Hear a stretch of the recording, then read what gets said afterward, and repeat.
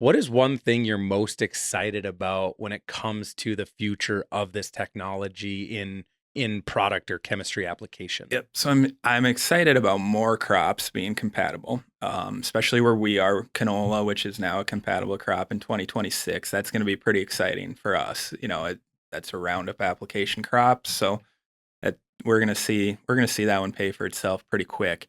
Faster speeds are another one I'm looking forward to. I do believe it's marked. We can go up to 16 miles an hour now in 2026, I believe. So that's an exciting feature that's going to be there, and hopefully that continues to improve as the years go on. So there's and when you get we're like building harvest data maps of the early 2000s, the stuff we're seeing right now, where's that going to lead in the future, and what sprayers are able to do compiled with, while being paired with the operations center and your agronomist and stuff like that is exciting for what the future might hold just from That's seeing spray. you bring up a really good point there. You had talked early on about the all of the yield maps, the pretty colorful maps that we saw back in the early 2000s, and nobody ever really knew what to do with that map or that data.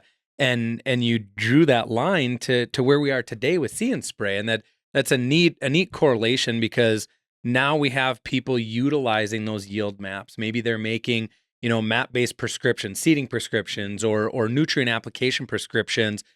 We're seeing these, weed density maps that's coming off of the See Spray sprayer that we look at it. Of course, you're drawing lines to kind of the predictability of the field and some of that type of stuff, but there might be more to come in the future with those map layers that we're bringing in or the technology we're utilizing with See Spray. And you mentioned a couple things that released here in 2026 going forward for this growing season.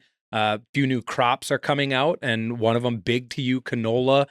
Being able to utilize See Spray on canola, some increased speeds, all of that type of stuff. So we go back to the learning curves and having to adjust or make changes.